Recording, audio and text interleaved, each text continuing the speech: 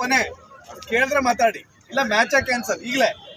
ಏನು ಈ ಆದೇಶ ಯಾರು ಯೂಸ್ ಮಾಡೋಕ್ಕಾಗಲ್ಲ, ಮಾತಾಡ್ಕೊಡು ಇರೋದೇ ಅದಕ್ಕೆ. ನಾನು ನೀವು ಕೊಟ್ಟ ಪಟ್ಟಿ ಇಲ್ಲೇ ಅವನ ಹೆಸರಿದೆಯಾ? ತಪ್ಪಾಗುತ್ತಲ್ಲ ಮೇಡಮ್. ಸ್ಕ್ವಾಡಲ್ಲಿ ಹೆಸರಿಲ್ಲ ಅಂದ್ರೆ ಆಗಲ್ಲ. ಎಕ್ಸ್ಟ್ರಾ ಪ್ಲೇಯರ್ಸ್ ಅಂತ ಅದಕ್ಕೆ ತಾನೇ ತಗೊಳ್ಳೋದು. ಅಲ್ಲ, ಒಂದು ನಿಮಿಷ, ನಿಯಮ ಹಂಗಿದ್ರೆ ಯಾರನ್ನಾರ ಕರ್ಕೊಂಡ್ಬಂದು ವೈಲ್ಡ್ ಕಾರ್ಡ್ ಎಂಟ್ರಿ ಕೊಡ್ಸಕ್ಕಾಗತ್ತಾ? ಇಂಜುರಿ ಆಗಿದ್ದಾರೆ, ಸ್ಕ್ವಾಡ್ ಅಂತಿರೋದು ಅದಕ್ಕೆ ಅಲ್ವಾ? ಯಾರು ಬೇಕಾದ್ರೂ ಎಕ್ಸ್ಟ್ರಾ ಪ್ಲೇಯರ್ಸ್ ಎನಿ ಟೀಮ್ ಪಟ್ಟಿ ಅನೌನ್ಸ್ ಮಾಡಿ ಕರ್ಕೊಂಡು ಹೋಗಿರ್ತೀರಾ, ಅರ್ಥ ಆಯ್ತಲ್ಲ? ಆ ಕ್ಷಣದಲ್ಲಿ ಮತ್ತೆ ನೀವು ಕೊಟ್ಬಿಟ್ಟು ಅವಕಾಶ ಇರುತ್ತೆ. ಮ್ಯಾಚ್ ಡೇ ಇವತ್ತು. ಅಲ್ಲ, ನಾನು ಈಗ ನಿಮಗೆ ಅದು ಹಳೆ ವಿಷಯ ಆದೇಶ ಅದಕ್ಕೆ ಸರ್. ಈಗ ಹುಡುಗರಿಗೆ ಎಫೆಕ್ಟ್ ಆದ್ಮೇಲೆ ಆಗೋಗಿದೆ. ಬೇಡ, ಈ ಕಡೆ ಬೇಡ, ಈ ಕಡೆ ಹಳೆ ವಿಷಯ ಮಾತಾಡ್ತಿಲ್ಲ ಸರ್. ಪೂರ ಪ್ರೇಮ ಬೇಡ ಅಂತ ಕೇಳ್ತಾರೆ ಅಷ್ಟೇ. ಎಲ್ಲ ಕ್ಯಾಪ್ಟನ್ ಬಿಟ್ಟು ಎಲ್ಲ ಹೊರಗಡೆ ಎಲ್ಲ ಕ್ಯಾಪ್ಟನ್ ಫುಲ್ ಫ್ರೀಡಮ್ ಕೊಡ್ತಾ ಇದ್ದೀನಿ ಕ್ಯಾಪ್ಟನ್ಸ್. ನೀವು ಮುಂದೆ ಹೇಳ್ತಾ ಇದ್ದೀನಿ, ಅಂತಿಮ ಡಿಸಿಷನ್ ಯಾರು ಗೊತ್ತಾ? ಅವರು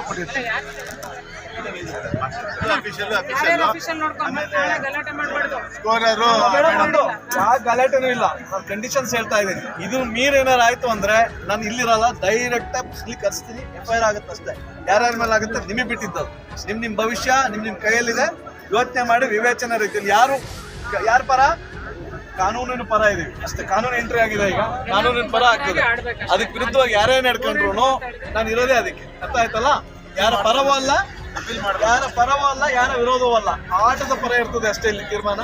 ಖೋಖೋ ಕೋರ್ಟ್ ಒಳಗಡೆ ಏನೆಲ್ಲ ನಡೆದ್ರು ಅದಕ್ಕೆ ಪೂರ್ತಿ ಡಿಸಿಷನ್ ಯಾರ್ದು ಅಂದ್ರೆ ಆ ರೆಫ್ರಿಸ್ದೆ. ನಾನು ಕೂಡ ಈಗ ಟಾಸ್ಕ್ ನನ್ನ ಸಂಬಂಧ ಇಲ್ಲ, ಅದಕ್ಕೆ ನಾನು ಆಚೆ ಇರ್ತೀನಿ. ನೋಡಲ್ ಆಫೀಸರ್ ನನ್ನ ಮಾತು ಮುಗಿಸಿ ನಾನು ಆಚೆ ಇರ್ತೀನಿ. ನನ್ಗೆ ಏನ್ ಪ್ರಕ್ರಿಯೆ ಇದ್ರೆ ಶುರು ಮಾಡ್ತಾರೆ ಇಬ್ರು ರೆಫ್ರಿಸ್. ಅವರು ಕೊಡೋ ತೀರ್ಮಾನವೇ ಅಂತಿಮ. ಅರ್ಥ ಆಯ್ತಲ್ಲ? ನಿಮ್ಮ ಏನ್ ಬೇಡಿಕೆ ಇದೆ ಅದಕ್ಕೆ ಹೋಗ್ಬಿಟ್ಟೇನೆ ಕರ್ಸಿದೆ. ಅದಕ್ಕೂ ಮೀರಿದ್ರೆ ನೆಕ್ಸ್ಟ್ ನಮ್ದು ಏನಿದ್ರೆ ಹೇಳಿದ್ವಲ್ಲ, ನೋಡಲ್ ಆಫೀಸರ್ ಮಾಡಿ ತಗೋತೇನೆ. ರೈಟ್, ಅವಾರ್ಡಿ ಪ್ಲೇಯರು, ಗೊತ್ತಿರೋರು, ಜೂನಿಯರು ಮತ್ತು ನಾನಿವರು ಫೈನಲ್ ಮ್ಯಾಚ್ ಒಟ್ಟಿಗೆ ಮಾಡಿದ್ದೀವಿ. ಓಕೆನಾ? ಸರಿ.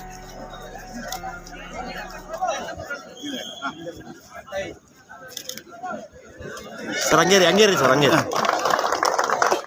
7 ನಿಮಿಷ.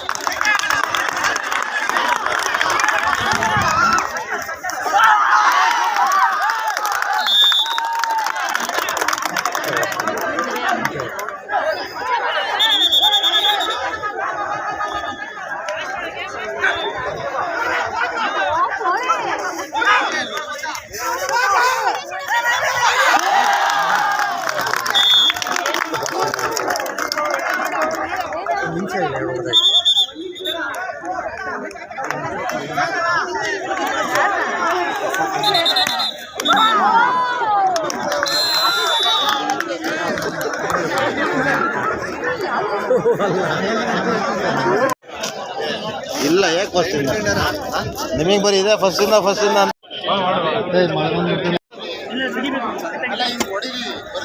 ಇಲ್ಲ ತೋಡ್ಲೇಬೇಕು.